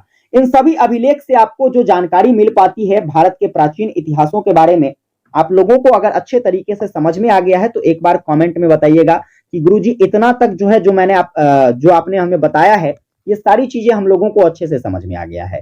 तो चलिए हम लोग अब आगे बढ़ते हैं और अगले टॉपिक पर चर्चा करते हैं। तो देखिए बच्चे जो अगला टॉपिक है वह है आपका क्या? अभिलेख के प्रकार। आइए समझते हैं अभिलेख के प्रकार के बारे में। तो जब बात होती है अभिलेख के प्रकार की तो आप आराम से कह सकते हो कि अध्ययन की सरलता के लिए जो है अभिलेख को मुख्य रूप से 4 भागों में बांटा गया है, यानी कि पढ़ने में लोगों को आसानी हो इसको देखते हुए अभिलेख को कितने भाग में बांट दिया गया? 4 भाग में। कौन कौन सा अभिलेख बच्चे? सबसे पहला अभिलेख जो कि अशोक का अभिलेख है। दूसरा है आपके अशोक का गुहा अभिलेख। गुहा अभिलेख यानी कि अशोक के द्वारा एक वैसा अभिलेख लिखा गया जो कि गुफाओं में लिखा जाता था, है ना? तो गुफा से प्राप्त होने वाला जो अभिलेख जिसको हम लोग गुहा अभिलेख कहते हैं, तो अशोक के इस गुहा अभिलेख के बारे में पढ़ेंगे। इसके बाद बच्चे अशोक के पश्चात का अभिलेख, यानी कि अशोक सम्राट अशोक का जो शासनकाल खत्म हो जाता है उसके बाद जो अभिलेख लिखे गए हम उसको जानेंगे। और फिर आखिर में प्यारे बच्चे वैदेशी अभिलेख के बारे में जानेंगे। तो अध्ययन को देखते हुए ये 4 प्रकार के अभिलेख आपको देखने हैं। चलिए हम सबसे पहले अभिलेख की बात करते हैं। तो बच्चे सबसे पहला जो आपका अभिलेख है वह है अशोक का अभिलेख। देखो अशोक, अशोक की बात करते हैं तो आप कहोगे सर यह मौर्य वंश का शासक था। किस वंश का शासक था बच्चे? आप लोग कमेंट में लिखिए फटाफट, याद हो जाएगा। ठीक है, अशोक किस वंश का शासक था बच्चे? मौर्य वंश का शासक था। ये क्या होता है, अशोक के द्वारा कलिंग पर एक बार जो है विजय प्राप्त करने की लालसा रखी जाती है। यह उस लालसे से कलिंग पर चढ़ाई कर देता है। कलिंग का महाराज जो है इस युद्ध में मारा जाता है, मतलब कलिंग के राजा को मार देता है। लेकिन इसके कलिंग के राजा की जो है एक पुत्री होती है जिसका नाम होता है पद्मा। कलिंग के राजा की बेटी होती है जिसका नाम क्या होता है बच्चे? पद्मा। पद्मा जो है देवी स्वरूप यानी कि कहे तो एक चांडी रूप धारण करके अशोक के सामने युद्ध करने के लिए आ जाती है। अब वो तो पद्मा थी महिला, अशोक था पुरुष, तो शास्त्र विद्या कहता है कि भाई किसी भी महिला पर आप शस्त्र नहीं उठा सकते हैं या किसी निहत्था पर शस्त्र नहीं उठा सकते हैं। इस तरीके की कंट्रोवर्सी के बीच में जो है अशोक युद्ध करना छोड़ देता है। जब युद्ध करना अशोक छोड़ देता है तो उसके बाद वह अपने साम्राज्य में घोषणा करता है कि भाई सभी तरफ जो है अब शांति का माहौल होगा, सभी लोग एक दूसरे के साथ मिलजुल कर रहेंगे, एक साथ खुशहाली जीवन व्यतीत करेंगे। तो इन सभी चीजों का वर्णन करते हुए अशोक ने अपने शासन काल में जो है कुछ अभिलेख लिखवाए थे और कुछ शिलालेख लिखवाए थे। मतलब कुछ अभिलेख कहने का मतलब जैसे कि ताम्रपत्र वगैरह पर जो लेख लिखा जाता था अभिलेख हो गया, और शिलालेख मतलब जो पत्थर पर भी इनके द्वारा जो है कुछ इस प्रकार से लेख लिखवाए गए इन सभी के संबंध में। ये सारे अभिलेख प्यारे बच्चे जो है आपके ब्राह्मी लिपि और खरोष्टी लिपि में देखने को मिलती है। मैंने आपको पहले भी बताया कि आपके अशोक का जो भी अभिलेख है बच्चे कौन सी लिपि में? ब्राह्मी और खरोष्टी लिपि में देखने को मिलती है। जो कि हम बात करें जिसके अंतर्गत आपको कौन सी जानकारी मिल पाएगी, तो ये सारे अभिलेख जो हैं राजा अशोक यानी कि सम्राट अशोक के व्यक्तित्व के बारे में बताता है और उस समय के सामाजिक, आर्थिक, धार्मिक और राजनीतिक दशाओं के बारे में जानकारी देता है। क्लियर, आपको समझ में आई? इसके साथ साथ देखिएगा तो जो अशोक का यह स्तंभ लेख है प्यारे बच्चे आपको कहां से देखने को मिलती है? आप कहोगे सर उत्तर भारत से देखने को मिलता है। अशोक का स्तंभ लेख की प्राप्ति कहां से होती है? आपका जवाब होगा सर उत्तर भारत से। क्लियर, आपको अच्छे से समझ में आया अशोक के अभिलेख के बारे में। अब देखो अशोक के अभिलेख की बात करते हैं तो इसमें आपको दो ग्रुप बन जाते हैं। जैसे कि दो ग्रुप, इसमें आपको कुछ ऐसे अभिलेख दिखेंगे जो बृहद स्तंभ लेख के श्रेणी में आता है और कुछ ऐसे अभिलेख देखने को मिलेंगे जो लघु स्तंभ श्रेणी में आता है। बृहद स्तंभ लेख की बात करें बच्चे तो इसमें आपको प्रथम, द्वितीय, तृतीय, चतुर्थ इस प्रकार से जो है सप्तम स्तंभ तक के लेख मिलते हैं। आपको बस ये ऑब्जेक्टिव के फॉर्म में पूछे जा सकते हैं, इसलिए इसको बस आप इस तरीके से याद रखेंगे। चलिए आगे बच्चे बात करते हैं तो आपका जो लघु स्तंभ अभिलेख है जिसमें आपका क्या कहते हैं तो निगाली सागर स्तंभ अभिलेख हो जाता है, इसके बाद सारनाथ स्तंभ अभिलेख हो जाता है, सांची स्तंभ लेख हो जाता है, इसके बाद जो है रमीन दे स्तंभ लेख हो जाता है। ये आपके जो है अलग अलग प्रकार के जो अभिलेख मैंने आपको बताया यह सब अशोक का अभिलेख है और यह लघु स्तंभ अभिलेख के अंतर्गत आता है। अब देखिए ऑब्जेक्टिव में आपसे पूछा जाएगा बच्चा जी, जैसे कि पूछा जाए बताइए सांची स्तंभ लेख का संबंध, आप कहोगे सर अशोक, सम्राट अशोक से संबंधित है। चलिए आपके लिए क्वेश्चंस दे रहे हैं, चलिए फटाफट से कमेंट करके बताना। ये जो देखो सांची स्तंभ, तो यहां पर आप बताइएगा कि सांची स्तूप जो है प्यारे बच्चे, सांची स्तूप जो है यह कहां पर अवस्थित है भारत में? जल्दी जल्दी बताइएगा, भारत में सांची स्तूप जो है यह कहां पर अवस्थित है? एक और सवाल आप लोग बताइएगा कि इस सांची स्तूप का फिगर जो है बच्चे यह भारत के किस नोट पर बनाया गया था? जल्दी जल्दी आप लोग ये दो सवाल का आंसर कमेंट करके बताइए। आगे बढ़ जाते हैं, चलिए आगे देखेंगे हम लोग। अब जो देखेंगे अशोक के गुफा अभिलेख के बारे में देखेंगे। ठीक है, पहले हम लोगों ने क्या देखा? अशोक का अभिलेख जो कि ब्राह्मी लिपि और खरोष्टी लिपि में लिखा गया था जिसमें उसके शासनकाल के बारे में जानकारी मिलती है। आगे देखेंगे बच्चे तो आपका जो अशोक का गुहा अभिलेख है इसके बारे में देखिए। तो अशोक का गुहा अभिलेख जो है प्यारे बच्चे यह आपको दक्षिण बिहार के गया जिले में स्थित बराबर नाम की पहाड़ी के 3 गुफाओं पर देखने को मिलती है। कहां से देखने को मिलती है? दक्षिण बिहार, जिसमें आपको एक गया जिला है, गया जिला जो कि पहाड़ी इलाके पड़ता है ना, वहां पर आपको बराबर नाम का एक पहाड़ी है। कौन से नाम का पहाड़ी है बच्चे? बराबर नाम की पहाड़ी, जहां पर आपको 3 गुफाओं में ये सारे के सारे इनके अभिलेख देखने को मिलते हैं। चलिए इन तीनों अभिलेखों की बात करते हैं तो इनका जो घटनाक्रम माना जाता है यह 257 ईसा पूर्व से लेकर के 250 ईसा पूर्व तक माना जाता है। यानी कि आप कह सकते हो कि ये जो अशोक के द्वारा इस गुहा लेख की रचना करवाई गई थी ये 257 ईसा पूर्व से लेकर के 250 ईसा पूर्व के बीच में करवाया गया था। क्लियर है? चलिए, इसमें आपको जानकारी किसके बारे में मिलती है? तो इस गुहा लेख में प्यारे बच्चे अशोक के उस समय की स्थिति के बारे में बताया जाता है जिस समय वह राज्याभिषेक करवाते हैं, मतलब राजा बनते हैं। 12 वर्ष की अवस्था में प्यारे बच्चे जो है राजा बनने के बाद जो है साधुओं के प्रति जो उनका दान स्वरूप भाव रहा था, साधुओं को ये दान जो दिया करते थे, उसके बारे में, इसके बाद जो है धार्मिक सहिष्णुता, कहने का मतलब धर्म के प्रति जो इसकी सहिष्णुता थी, उसके बारे में सारी चीजें देखने को मिल जाती है। क्लियर है आपको? चलिए, इतनी सारी बातें अगर आपको समझ में आई है तो एक बार कमेंट करके बताइएगा कि जो अशोक का गुहा अभिलेख है आपको क्या क्या बताता है। पहला बात आप कहोगे सर यह अभिलेख जो है दक्षिण बिहार के गया जिले में एक बराबर नाम का पहाड़ी है, वहां पर जो है 3 गुफाओं में देखने को मिल जाता है। इसमें प्यारे बच्चे जो है इसका रचना क्रम जो माना जाता है वह 257 ईसा पूर्व से 250 ईसा पूर्व तक माना जाता है। इसमें किसके बारे में बताया गया है? तो आप कहोगे सर आपके सम्राट अशोक के राज्याभिषेक से लेकर के जो है 12 वर्ष की आयु में वह किस प्रकार से अपने आप को दानवीर के रूप में साबित कर दिए, कहने का मतलब वह साधुओं को किस प्रकार से दान दिया करते थे और उसका जो है धार्मिक सहिष्णुता क्या था, धर्म के प्रति प्रेम क्या था, इसके बारे में जो है सारी चीजों को चर्चा किया गया है। क्लियर बच्चे? चलिए आगे देखेंगे तो आपका जो ये अभिलेख है, इस अभिलेख को सबसे पहले कीटो नाम के एक इतिहासकार ने स्तंभ से ऊपर के भाग पर मुद्रित होता हुआ दिखाई दिया। ठीक, किसके द्वारा प्यारे बच्चे? कीटो नाम का एक इतिहासकार है जिसके द्वारा जो है इसके ऊपर का भाग जो है मुद्रित करवाया गया। और इसका संपादन किसके द्वारा करवाया गया? तो सेना और ब्यूलर नाम के इतिहासकारों के द्वारा। सेना एवं ब्यूलर नामक इतिहासकारों ने जो है क्या करवाया था? तो अशोक के गुहा लेख का जो है संपादन करवाया, जबकि इसको छपवाया किसने भाई? कीटो ने। क्लियर? चलिए, इतनी सारी बातें याद रखेंगे। आगे आइए बच्चे, हम जानते हैं अशोक के पश्चात, यानी कि अशोक के पश्चात का जो अभिलेख रहा था वो क्या रहा था। अशोक के पश्चात के अभिलेख की बात करते हैं तो हम इसको 2 तरीके से देखते हैं। पहला तो राजकीय अभिलेख और दूसरा आपका गैर राजकीय अभिलेख। राजकीय अभिलेख से क्या मतलब है? राज्य के अंतर्गत जो भी गतिविधि है जिसके बारे में आपको बताया जाता है वह किसके माध्यम से? आप कहोगे सर राजकीय अभिलेख के बारे में। और राज्य के बाहर की चीजों के बारे में जो जानकारी मिलती है बच्चे वह गैर राजकीय अभिलेख से मिलता है। हम बात करते हैं पहले राजकीय अभिलेख की, समझो ध्यान से। राजकीय अभिलेख जो है इसमें प्रशस्तियों और भूदान के बारे में जानकारी मिलती है। भूमिदान, जैसे गरीबों के बीच में जो है सम्राट अशोक के द्वारा जो है काफी सारे क्या कहते हैं जमीनों का दान किया गया था, जिससे वो गरीब लोग जो है अपना भरण पोषण कर सकेगा, बाल बच्चों का जो है परवरिश कर सकेगा, अपना जीवन यापन कर सकेगा, इन सभी चीजों के लिए। तो यहाँ पर आपको राजकीय अभिलेख में प्यारे बच्चे प्रशस्तियों और भूदान से संबंधित जानकारी देखने को मिलती है। जैसे कि इसमें आपको कई सारे अभिलेख मिल जाएंगे, व्यापारिक और व्यवहारिक अभिलेख। इसके बाद बात करते हैं तो उपदेशात्मक अभिलेख, फिर बात करें नैतिकता का अभिलेख मिल जाता है, दान संबंधी अभिलेख मिल जाता है, समर्पण और चढ़ावा संबंधी अभिलेख मिल जाता है, प्रशस्ति परक अभिलेख मिल जाता है। तो ये सब आपके राजकीय अभिलेख हैं। तो आपसे ऑब्जेक्टिव क्वेश्चंस में अगर मान लीजिए पूछा जाएगा कि निम्नलिखित में से कौन सम्राट अशोक के पश्चात का जो है राजकीय अभिलेख था, है ना? तो राजकीय अभिलेखों की बात करते हैं बच्चे तो आपको इसमें से 3 गो इसमें से ऑप्शन दे देगा, एगो जो है गैर राजकीय में से ऑप्शन दे देगा। ठीक है, तो आपको चुनना होगा।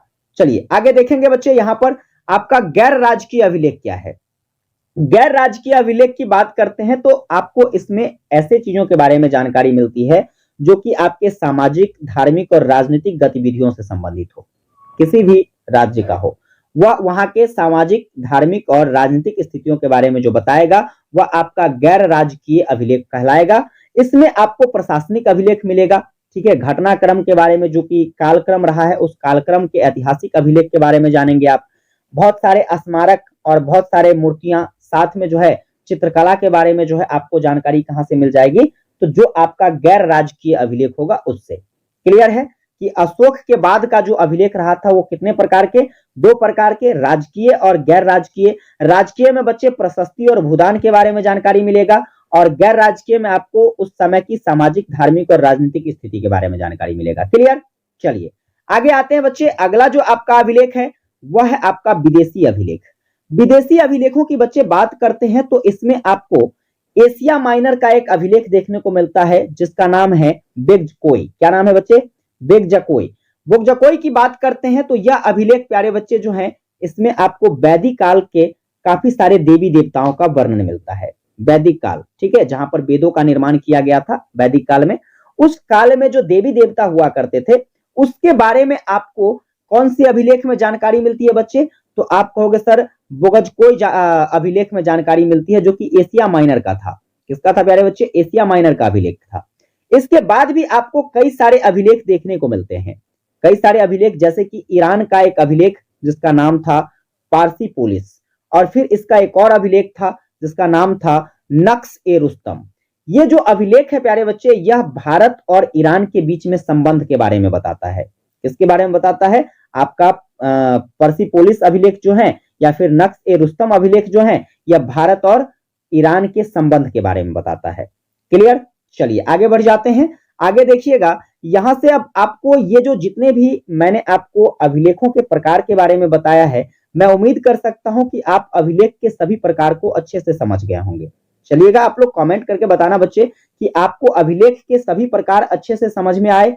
तो आपका जवाब क्या होगा? जी गुरुजी, मुझे पता है कि ये सारी चीजें आपको अच्छे से अब समझ में आ रही है। आइए बच्चे अगले टॉपिक पर चर्चा करते हैं। तो आपका जो अगला टॉपिक रहने वाला है वह है मुद्रा शास्त्रीय साक्ष्य। अब मुद्रा साक्ष्यों की बात करते, यानी कि रुपया की बात करते हैं, है ना? रुपया ही तो सब कुछ है भैया, है ना? तो अब मुद्राओं के बारे में जान लीजिए कि यह आपको भारत के प्राचीन इतिहास के बारे में किस प्रकार से जानकारी देता है। तो जैसे कि अभी आपने कई सारे पुरातात्विक स्रोतों के अंतर्गत अभिलेखों के बारे में पढ़ा है, उन सभी अभिलेखों की तरह ही पुरातात्विक स्रोत में प्यारे बच्चे आपके सिक्के का भी एक महत्वपूर्ण स्थान है। और इस सिक्कों का आप जहां पर अध्ययन करते हो, उसी शास्त्र को मुद्रा शास्त्र कहा जाता है, या आप इसको सिक्का शास्त्र भी कह सकते हैं। क्लियर है? इतनी बातें तो आपको समझ में आया कि मुद्रा शास्त्र क्या होता है और यह किसके अंतर्गत आता है। तो आप कहोगे सर मुद्राओं के बारे में या सिक्काओं के बारे में जहां पर जानकारी मिलेगी वह शास्त्र मुद्रा शास्त्र कहलाएगा, और यह भारत के प्राचीन इतिहास को जानने का एक प्रकार से प्राकृतिक क्या कहते हैं, सॉरी, पुरातात्विक स्रोत है बच्चे। कौन सा स्रोत है? पुरातात्विक स्रोत। देखो, प्राचीन काल में जो भी सिक्का बनता था, उन सिक्कों की हम बात करते हैं तो इस पर काफी सारे आपको निशान देखने को मिलते थे, काफी अलग अलग प्रकार की जो है चित्रकलाएं देखने को मिलती थी, कलाकृति देखने को मिलता था। जैसे कि आपके सामने यहाँ पर कई सारे सिक्का मैंने लगाया है। देखो, पहला सिक्का को देखो, इस पर शेर का फिगर बना हुआ है। दूसरा सिक्का देखिए, यहाँ पर जो है बच्चे आदमी का फिगर बना हुआ है, किसी शासक का रहा होगा, है ना? तीसरा में देखिएगा तो आपको फूलों और वनों का फिगर देखने को मिलता है, वृक्षों का फिगर देखने को मिलता है। चौथा नंबर में देखिएगा, यहाँ पर आपको जानवर, आदमी सबका फिगर देखने को मिलता है। और यहाँ पर देखिएगा तो कुछ ज्यामितीय रचनाओं का फिगर देखने को मिलता है, जैसे देखो यहाँ पर ट्रेंगल वगैरह बना दिया गया है ना? तो इस प्रकार से आप कह सकते हो कि जो प्राचीन समय में प्यारे बच्चे सिक्के बनाए गए थे, उस पर आपको वृक्ष, पर्वत, पक्षी, पुष्प, मानव, इस प्रकार से जो है अनेकों प्रकार की कलाकृतियां देखने को मिलती थी। और ये कलाकृति वाला जो सिक्का होता था बच्चे, जिसे आहत मुद्रा के नाम से जाना जाता था। किसके नाम से जाना जाता था? आहत मुद्रा के नाम से। वैसे हम बात करते हैं भारत के प्राचीन इतिहासों में मुद्रा शास्त्र की, तो इसमें मुद्राओं को जो है कई रूपों में नामित किया गया है, काफी अलग अलग नाम आपको देखने को मिलेगा। जैसे कि हम बात करते हैं आपके आहत सिक्कों की, यहां पर देखिएगा तो आप देखोगे कि भारत के जो है, भारत में जो भी सिक्के प्राप्त होते हैं उसमें इसको पुराण, धरन, पंचमार्ग, इस तरीके से जो है अलग अलग प्रकार के कई सारे सिक्के देखने को मिलते हैं। क्लियर? चलिए देखते हैं बच्चे, यहां पर जो आपके सिक्के रहे थे, ये सारे के सारे सिक्के आप देखोगे कि सर चांदी के बने हुए थे। जो पहले शुरुआती क्षणों में जो सिक्का बनाया जाता था, उसमें अधिकांश सिक्के किस चीज के बनते थे बच्चे? तो चांदी के बनते थे। और जितनी भी आपकी आहत मुद्राएं थी, ये डिजाइन वगैरह वाला मुद्रा, ठीक है, ये डिजाइन वगैरह वाला जो मुद्रा था बच्चे, यह आपको मौर्य काल से अधिकतर प्राप्त होते हैं। और मौर्य काल से जो भी मुद्राएं प्राप्त होता था, अधिकतर वह शीशा का बना होता था, प्रोटीन का बना होता था, तांबा का बना होता था, कांसा का बना होता था, और सबसे ज्यादा जो है बच्चे चांदी के बने होते थे और सोने के भी बने होते थे। इस तरीके से आप देखोगे कि अलग अलग धातुओं का प्रयोग करके जो है आहत मुद्राओं का निर्माण किया गया, जो कि अलग अलग शासन काल में अलग अलग तरीके से देखा गया। इन सभी चीजों की सोच जो है हमारे भारत में विकसित कैसे होती है भाई, लोग सोचता कैसे है इसके बारे में, चलिए जानते हैं इसके बारे में। तो इसके पीछे का कहानी ये रहा है कि देखो, यूनानी शासकों की जो मुद्राएं रही थी, यूनानी शासक की मुद्रा जिस पर सबसे पहली बार बच्चे राजाओं का फोटो, प्रतिमा, राजाओं का प्रतिमा और उसका नाम जो है छापा गया, और इस प्रकार से जो है हिंद यूनानी शासकों ने क्या किया, सबसे पहली बार प्राचीन भारत के इतिहास में सिक्का को जारी किया। और यह सिक्का बच्चे जो है आपके भारत के प्राचीनतम इतिहास को जानने में काफी मदद करता है। अब ये जो सिक्का बनाया गया यूनानियों के द्वारा, जिस पर राजा का फोटो लगल था, उसका नाम लिखल था, इस सब देख करके क्या होता है, तो भारत में भी जो शासक था उन सभी शासक में प्रेरणा आती है। वो सभी सोचता है कि हम लोग भी कुछ इस प्रकार के सिक्के बनाने का प्रयास करेंगे, ठीक है। अब इस क्रम में जैसे कि शक वंश के शासक और कुषाण वंश के शासक, उसके द्वारा काफी सारे सिक्के जारी किए जाते हैं। सबसे पहली बार अगर हम बात करते हैं बच्चे, तो देखिए सबसे पहली बार जो सोने का सिक्का जारी किया जाता है वह पहली शताब्दी में जारी किया जाता है और कुषाण वंश के शासकों के द्वारा जारी किया जाता है।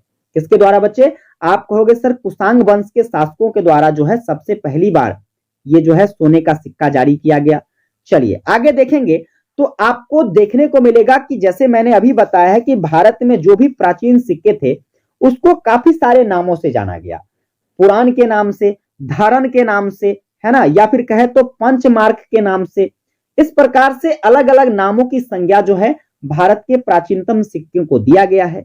कालांतर में बात करते बच्चे, यानी कि उस समय हम बात करते हैं जो भी सोने का सिक्का हुआ करता था, उन सभी सिक्के को कारसापन कहते थे। क्या कहते थे बच्चे, सोने के जो उस समय सिक्के हुआ करते थे उसको कारसापन, या फिर हम डायरेक्ट इसको पन कह सकते हैं। लेकिन बाद में चलकर जो है यह चीजें बदलती चली गई, क्योंकि अलग अलग प्रकार के शासक आए, सभी ने अपने अपने तरीकों से जो है ऐतिहासिक घटनाक्रमों को या फिर जो भी साक्ष्य थे उन सभी साक्ष्यों का नामकरण किया। तो फिर बाद में चलकर जो है चांदी और तांबा, इन दोनों धातुओं से भी जो सिक्का बनाया जाता था, तो उन सिक्कों को भी जो है कारसापन कहा जाने लगा। लेकिन ये दोनों धातु के जो सिक्के हुआ करते थे, जो आपके चांदी और तांबा के सिक्के हुआ करते थे, यह सोने के सिक्कों से क्या होता था, तो इसमें वजन की कमी होती थी, वजन का, भार का अंतर देखने को मिलता था। जैसे कि जो चांदी का सिक्का होता था प्यारे बच्चे, यह आपका 20 रत्ती का होता था, और आपके तांबा का जो सिक्का होता था बच्चे, यह 18 रत्ती का होता था, ठीक है। रत्ती आप कहोगे क्या है, तो यह एक मापन पद्धति, मापन की पद्धति है, ठीक है। इसमें जैसे कि कोई भी चीजों को मापा जाता है, जैसे अभी हम लोग केजी वगैरह में मापते हैं, ग्राम वगैरह में मापते हैं, तो उसी प्रकार से जो है इसको रत्ती में मापा गया, ठीक है। किसमें मापा गया बच्चे, रत्ती में मापा गया है। तो आपका चांदी का जो सिक्का होता था वह 20 रत्ती, और आपके तांबे का जो सिक्का होता था उसका वजन जो है 18 रत्ती हुआ करता था। क्लियर है। तो इस प्रकार से आप देख रहे हो कि इस दोनों के जो है भार में अंतर देखने को मिलती थी। तो यह जानकारी आपके भारत की मुद्रा से संबंधित है कि किस प्रकार से जो है मुद्रा का क्रम भारत के इतिहास में बढ़ता हुआ आगे बढ़ा। इस क्रम में हम लोग आइए बात करते हैं कुछ प्रमुख मुद्राओं की, जिससे आपको भारतीय इतिहास के बारे में जानकारी मिलती है। हम सबसे पहले देखते हैं आपका मुद्रा कौन सा है, सिथियन और पार्थियन मुद्रा, ठीक है। सिथियन और पार्थियन मुद्रा की बात करते हैं तो इससे प्यारे बच्चे आपको मौर्य काल के बाद जो भी भारत में शासक आया, जिसने भारत पर आक्रमण किया, उसके बारे में जानकारी मिलती है। मौर्य काल, मौर्य साम्राज्य, या फिर कहे तो मौर्य वंश, ठीक है। मौर्य वंश के बाद के शासकों के बारे में जानकारी आपको कौन से सिक्कों से मिलती है, आप कहोगे सर सिथियन और पार्थियन मुद्रा से, जो कि यहां पर आप फिगर में देख रहे हो, ये जो आपका मुद्रा है ये सिथियन और ये आपका जो है पार्थियन मुद्रा है। इन दोनों मुद्राओं से बच्चे जो है आपको मौर्य साम्राज्य के बाद जो है जो भी शासक भारत में आया था उसके बारे में जानकारी मिलती है। आगे देखेंगे आपका जो अगला मुद्रा है वह है आपका यूनानी मुद्रा। प्यारे बच्चे यूनानी मुद्रा की बात करते हैं तो इससे आपको यूनानी शासकों के बारे में जानकारी मिलता है।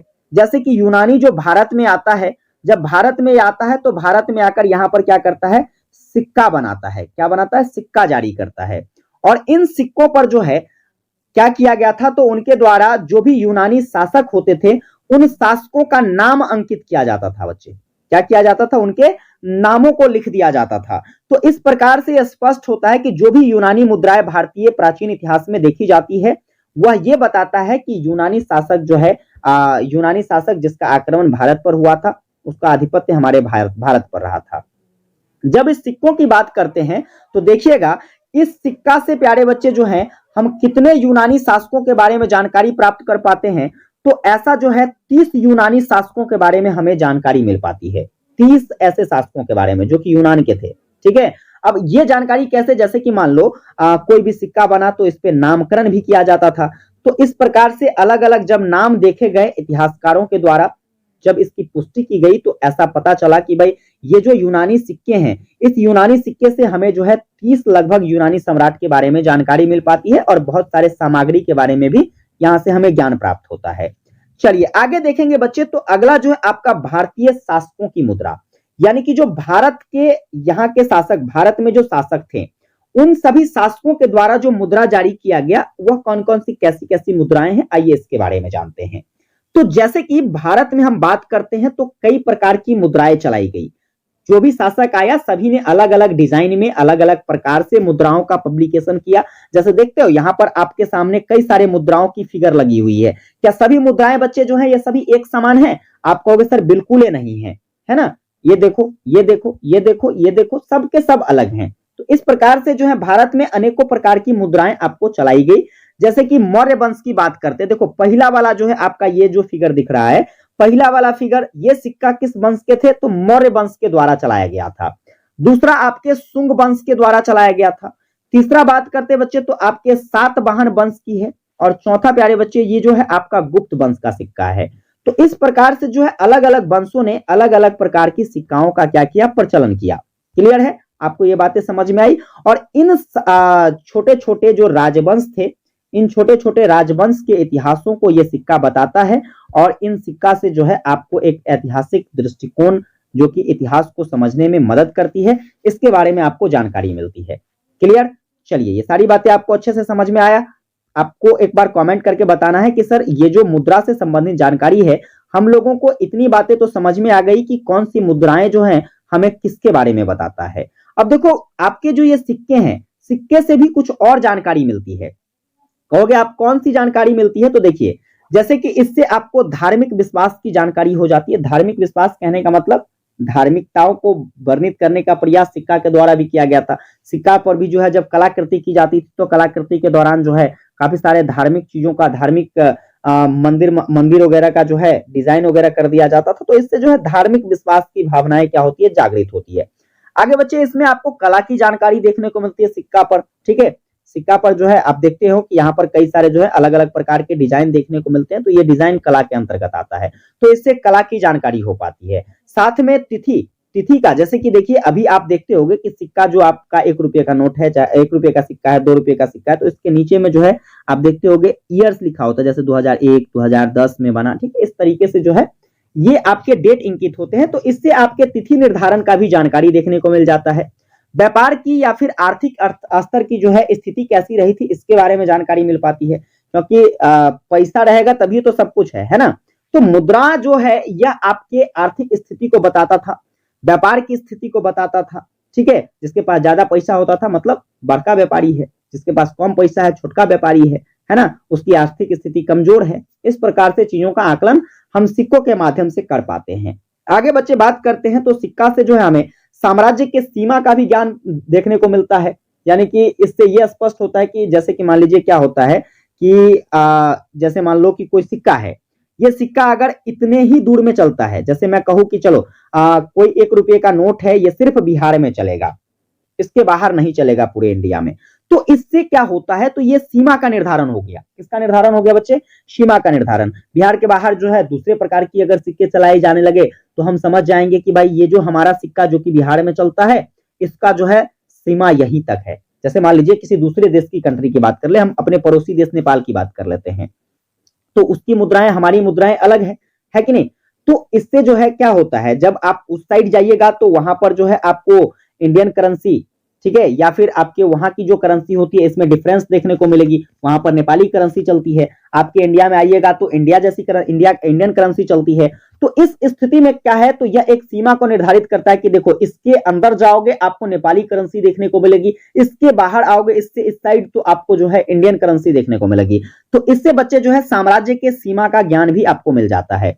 साथ में शासकों की रुचि का भी आपको ज्ञान मिलता है। शासक की रुचि कहने का मतलब जैसे कि देखिए काफी सारे सिक्के जिस पर अलग अलग प्रकार के डिजाइन देखते हो, यहाँ पर एकदम से जो है महिला पुरुष का डिजाइन देखने को मिलता है। राजा जो है अपने क्या कहते हैं अपने खोपरा को बनवा लिया यहाँ पर, है ना, या फिर अलग अलग प्रकार देखिए धार्मिक चीजों को जो है यहाँ पर वर्णित करवाने का प्रयास किया गया है। तो इस तरीके से ऐसा प्रतीत होता है कि राजाओं की रुचि उस काल में किस चीजों को लेकर के थी। सिक्का से हमें इसकी भी जानकारी मिल जाती है। साथ में नवीन तथ्यों के उद्घाटन के बारे में जानकारी मिलती है, यानी कि नए नए चीजों के जो उद्भव एवं विकास के बारे में जो है हमें सिक्का से जानकारी मिल पाती है। चलिए, सिक्का से जो प्राप्त होने वाली जानकारी है आप लोग अच्छे से समझ में चले, अच्छे से ये सारी चीज आपको समझ में आ गया है तो एक बार कमेंट करके बताइएगा कि सर ये चीजें अच्छे से समझ में आ गई। चलिए आगे बढ़ते हैं। देखिएगा अगला जो टॉपिक रहने वाला है वो है आपका कलाकृति और स्मारक। अब यहाँ पर देखेंगे हम लोग कलाकृति और स्मारक को। तो जो कलाकृति और स्मारक है प्यारे बच्चे, ये भी आपके पुरातात्विक स्रोत में ही आता है। पुरातात्विक स्रोत के अंतर्गत आपको बहुत सारे ऐसे कलाकृति या फिर स्मारक देखने को मिल जाती है। जैसे हम बात करेंगे मूर्तियों की, जैसे शैल चित्र यानी कि पत्थरों पर बनाया गया चित्र हो, भित्ति चित्र यानी कि दीवार पर बनाया गया चित्र हो, प्राचीन इमारत यानी कि जैसे मान लीजिए हमारे भारत की बात कर लो, जैसे कुतुब मीनार हो गया, है ना, ताजमहल हो गया। इस तरीके से जो प्राचीन इमारत है जो काफी पुराने समय में बनाया गया, हालांकि ये ताजमहल कुतुब मीनार सब तो ये आपके आधुनिक और मध्यकालीन इतिहास की घटनाक्रम में आप पढ़ने को मिलेगा, है ना, लेकिन उससे पहले भी आपको बहुत सारे ऐसे इमारत के बारे में जानकारी मिल जाती है। मंदिर और इसके बाद जो है मूर्तियां हो गई, ये सब जो है आपके कलाकृतियों के अंतर्गत आता है। ये सब जो है कला है और इन सभी स्मारकों के बारे में हम लोग यहाँ पर अभी पढ़ने वाले हैं।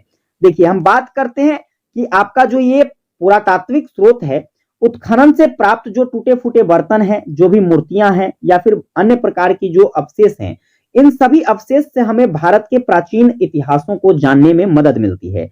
आइए इस क्रम में बच्चे हम सबसे पहले स्मारक को देखेंगे। सबसे पहले किसको देखेंगे? स्मारक। चलिए स्मारक क्या है? तो अगर हम बात करते हैं स्मारक की तो इसके अंतर्गत आपको मंदिर देखने को मिलेगा, मूर्ति देखने को मिलेगा और बच्चे जो है आपके प्राचीन इमारत देखने को मिलेगी। जैसे कि आपको कई सारे इमारतों के बारे में अभी बता रहे हैं, देखिएगा ध्यान से समझिएगा। हम बात करते हैं मंदिरों की तो आपको बहुत सारे ऐसे मंदिर मिलेंगे जो उस समय के तत्कालीन सामाजिक, आर्थिक और धार्मिक स्थिति के बारे में बताता है। उस युग की जो है जो भी कलाकृतियां रही थी, भारत की जो कला का विकास रहा था उसके बारे में जानकारी देता है।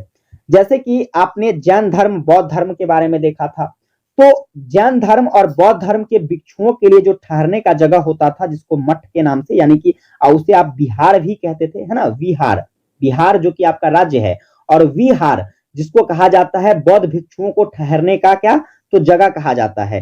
ठीक है बच्चे, तो इस प्रकार से जो है अलग अलग प्रकार के आपको स्मारक बनाए हुए देखने को मिलते थे।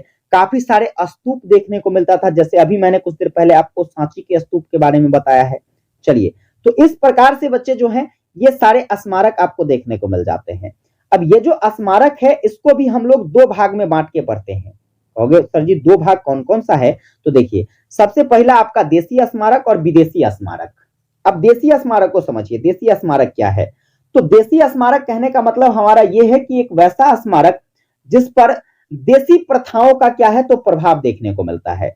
जैसे हम बात करते हैं हड़प्पा और मोहनजोदड़ो के उत्खनन से जो भी अवशेष प्राप्त होता है ना, तो उससे हमें प्यारे बच्चे सिंधु सरस्वती सभ्यता के बारे में जानकारी मिलती है। तो ये हमारे जो है आपके क्या है तो भारत के अंदर की परंपराओं से क्या है तो लैस है, इसलिए हम इसे देसी अवशेष के रूप में या फिर देसी स्मारक के रूप में जानते हैं। आगे जैसे तक्षशिला की खुदाई से जो है कुषाण काल के बारे में जानकारी मिलती है।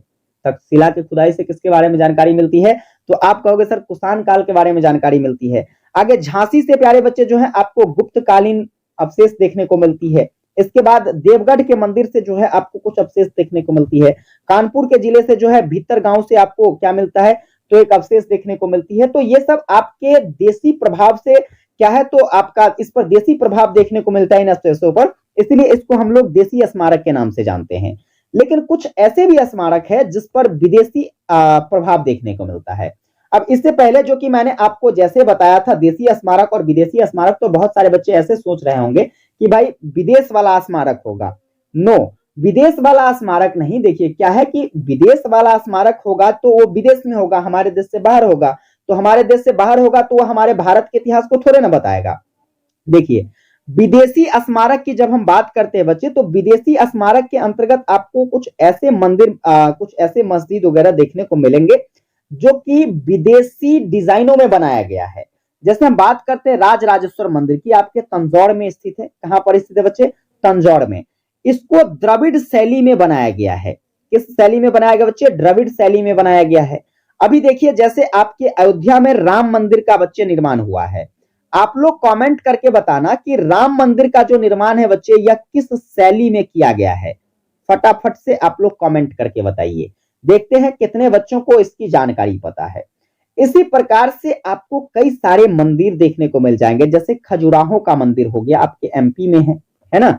इसके बाद जो है उड़ीसा से प्राप्त कुछ बहुसंख्यक मंदिर, जिसके बारे में आपको यहाँ से हिंदू वास्तुकला के बारे में या फिर उसके स्थापत्य की श्रेष्ठता के बारे में जानकारी मिल पाती है। तो ये सारे मंदिर जो हैं आपके विदेशी स्मारक के तौर पर जाने जाते हैं, और ये सारे स्मारक आपको अच्छे से याद रखना है। चलिए, स्मारक के बारे में ये जानकारी समझ में आया कि स्मारक जो है ये क्या होता है, इसमें क्या क्या चीजें आपको देखने को मिलती है, इसके कौन से भाग है। दो भाग देखें आपने, विदेशी और विदेशी स्मारक। देशी स्मारक में कौन कौन सी जानकारी मिलती है और विदेशी स्मारक में कौन कौन सी जानकारी मिलती है। चलिए बच्चे, आगे देखते हैं। अगला जो है आपका मिट्टी का बर्तन आ जाता है। मिट्टी का बर्तन, भैया मिट्टी का बर्तन तो ये बहुत पहले से चलता आ रहा है, और आज भी हम लोग इसका जो है कई सारे वर्क में उपयोग करते हैं। चलिए समझते हैं कि मिट्टी के बर्तन के माध्यम से हम किस प्रकार से भारत के प्राचीन इतिहास को समझ पाते हैं। जैसे कि बात करते हैं, पाषाण कालीन इतिहास को जानने का जो मुख्य स्रोत है प्यारे बच्चे, पाषाण काल को हम लोग मिट्टी के बर्तन के स्रोतों के आधार पर जान पाते हैं। मिट्टी का बर्तन, जिसको मृद भांड भी कहते हैं। क्या कहते हैं बच्चे? मृद भांड। मृद माने मिट्टी, भांड माने बर्तन, यानी कि मिट्टी से बना हुआ बर्तन मृद भांड कहलाता है, अर्थात इसे हम मिट्टी का बर्तन भी कह सकते हैं। देखिए, मृद भांड से हम भारत में मानव के विकास की यात्रा को समझ सकते हैं। जैसे कि मान लीजिए कुछ समय पहले की बात कर लेते हैं, हम लोग भी, आप लोग भी जो है मिट्टी के बर्तन का उपयोग करते रहे हैं। धीरे धीरे ये सारी चीजें परिवर्तित होती जा रही है। अब वही बर्तन जो है अलग अलग प्रकार के, जैसे एल्यूमिनियम, तांबे, है ना, पीतल, इस तरीके से जो है अलग अलग धातुओं से उस बर्तन का निर्माण किया जाने लगा है। तो जिसके कारण से जो है इसकी महत्ता थोड़ी सी अब कम हो गई है। लेकिन जो पहले अगर बात करें प्राचीन समय की, तो यहाँ पर इसका जो है काफी ज्यादा महत्व था। और यह जब चीजें बदलते हुए स्वरूप में दिखाई दिए, तो ऐसा माना जाता है कि इससे आपके भारत के प्राचीन यात्राओं का, ठीक है, विकास की यात्राओं का अनुमान लगाया जाता है। प्राचीन समय में विभिन्न रंगों के आपको मिट्टी के बर्तन का चलन देखने को मिलता था। कुछ इतिहासकारों का मानना है कि भारत में जो है 4 प्रकार के मिट्टी का बर्तन जो है यह सांस्कृतिक रूप से देखने को मिलता है। जैसे कि आपका गेरुआ रंग का जो है आपका मिट्टी का बर्तन हो गया, ठीक है। इसके बाद जो है काले और लाल रंग के मिट्टी का बर्तन हो गया। फिर बात करते हैं चित्रित स्लेटी रंग के मिट्टी का बर्तन हो गया, और उत्तरी काली चमकीली परंपराओं में आपके जो है मृदभांड यानी कि मिट्टी के बर्तन हो गए। ये 4 प्रकार के मिट्टी के बर्तन जो है प्राचीन भारतीय इतिहास में देखने को मिलती है, जो इतिहासकारों का मानना है। क्लियर बच्चे? चलिए आगे देखेंगे हम लोग। अगला जो आपका आ जाता है वह क्या है? तो शैल चित्रकला। शैल चित्रकला कहने का मतलब यह है कि पत्थरों पर बना हुआ चित्रकला, जिसे हम लोग शैल चित्रकला कहते हैं।